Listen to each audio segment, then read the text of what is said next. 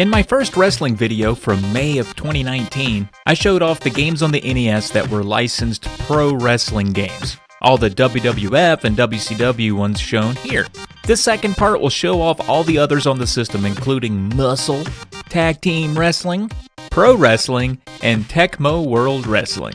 Let's get started! Muscle Invasion Update. Scientists discover muscle things have come to wrestle. America's only hope, the Battle Belt and the wrestling ring. He moves left. He took one. Into the Battle Belt it goes.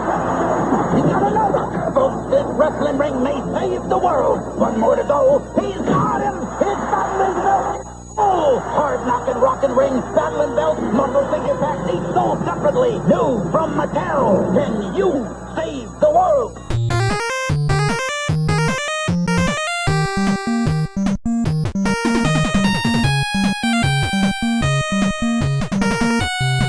First up, Muscle, based on the action figure line, but looking a lot like poorly drawn South Park characters instead. As the title implies, all the matches are tag team, and you can play on your own or with a pal, but you and a pal are versus, not on the same team. You can pick between 8 fairly unique wrestlers, and each has their own unique special move. All the wrestlers can kick, punch, and do some suplexes, and momentum moves like drop kicks and flying body attacks. The game ends up being really opportunistic. There's a special item that floats through the ring every few seconds called a booster ball. If you're the first one to it, it grants your wrestler the ability to use their special move, which can eliminate your opponent. Each match is fighting game style, so you have to win 2 out of 3 to advance, and there's a point system here if you're into that. This one can be fun, especially with 2 players, and once you get the hang of it and get a good jump on those booster balls, the game even becomes quite easy. Some wrestlers can specifically make the matches easy with the booster ball, as the special moves amount to just spacing your wrestler just right and slingshotting into your opponent.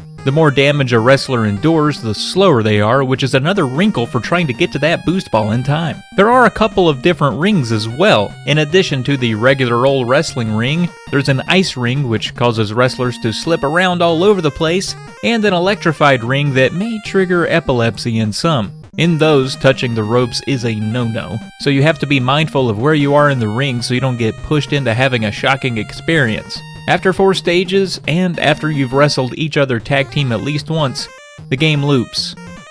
Well, that's about it for this one. What's next?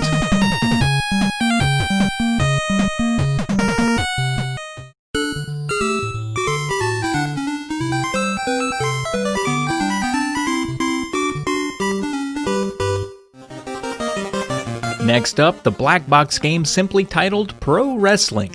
Naturally, you'd expect this to be a bare-bones experience akin to other black box sports titles like football, baseball, etc. But Pro Wrestling is actually impressive, all things considered. You start with 6 wrestlers to choose from, each one slightly unique from the rest. However, if you win the title and successfully defend it for 10 matches consecutively, you can unlock the 7th wrestler, Great Puma.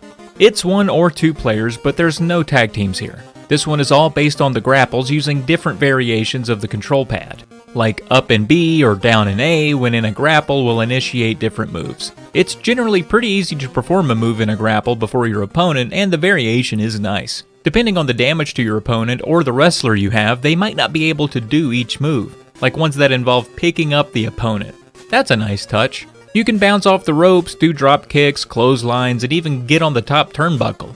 You can take the action outside the ring too, and if you're clever enough, you might be able to put your opponent in a pile driver that leaves them on the concrete while you go jump back in the ring for a cheap victory. As you'd expect though, keep damaging your opponent and go for the pin. You only have 5 minutes though, and if you can't get a pin, it ends in a draw. The game does track your record, and if you lose, you fight the previous wrestler.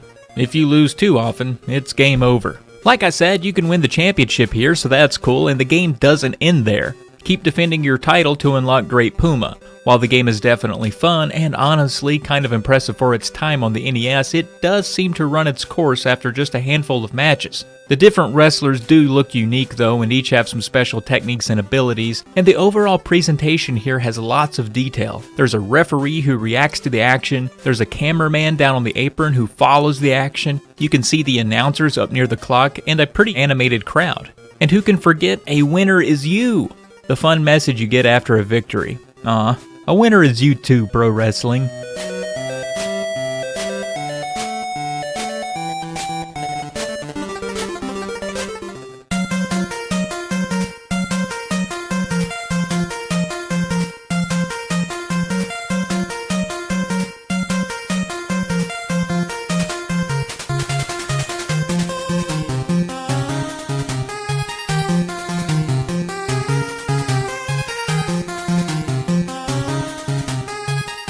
Now for the best looking game in today's video. Tecmo World Wrestling has good looking animation, a zoomed in and detailed view of the ring, the wrestlers themselves look great, and all in all the presentation here is just awesome.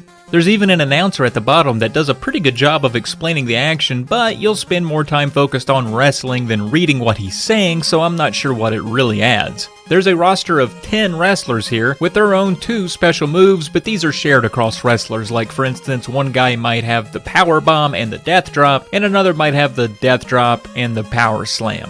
The game is fairly deep regarding the moves you can do. The manual provides 3.5 pages of moves and combos and even details the wrestlers who can do each move. It's a really nice touch. You can do all the regular stuff here: kick, punch, stomp, slam, you know the drill. You can even go outside the ring for a little action. When you're starting out, or after you lose a match, you'll have to go train. This is also a nice touch, but is essentially just a button-mashing minigame.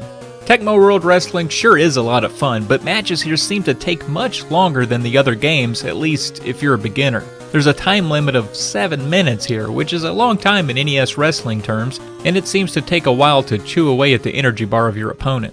Again, the presentation here is great. The screen shakes with big impacts, there's flair added by the transitions and slow-mo replays of big moves, and the zooms in on crucial holds and moments really sets this one apart as a real feat on the system, not just within the wrestling genre. The music here is also solid, as you might expect from Tecmo. All of the sound design is top-notch. Unfortunately, with just the same old 2-player versus or single-player campaign and no tag team or other modes included, it can wear thin just as quick as the others in today's video.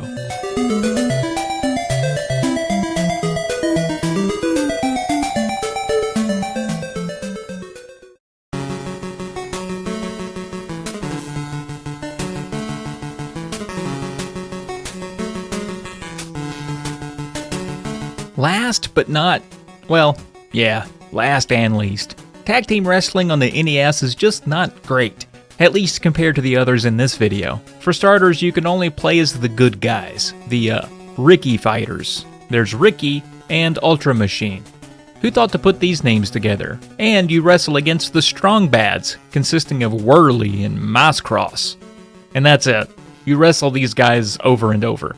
You win different levels of championships based on the number of matches you win. Win 3 for the American, 8 for the European, 15 for the World, and 25 for the Super Championship. This game stands out due to how wrestling moves are conducted.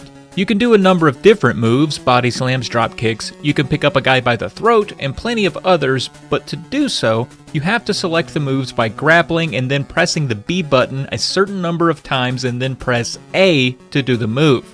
You have just a few seconds to select your move and initiate it, so you have to be fast or just memorize this handy table included in the manual. This method does work okay, but it really busts up the flow of the game. You're constantly grappling and cycling through moves. You can toss your opponent outside the ring, and the movesets are slightly different out there. Each of the 4 wrestlers have their own special moves as well, so at least there's that. But only player 2 can play as the Strong Bads. There is no co-op tag team mode. In fact, none of the games in today's video have a co-op tag team mode, which is kind of a bummer. On top of all the other limitations in this one, the presentation isn't good. When outside the ring, the game almost looks glitched out, but that's supposed to be the crowd, I think, or lights, who knows. One cool thing is if you're outside the ring and you see a table, you can smash your opponent with it, so that's fun. But yeah, the wrestlers look too similar, the animations aren't exactly fluid, and the music isn't anything special. There aren't even any fun mistranslations like "a winner is you" to make it charming. It's just lame.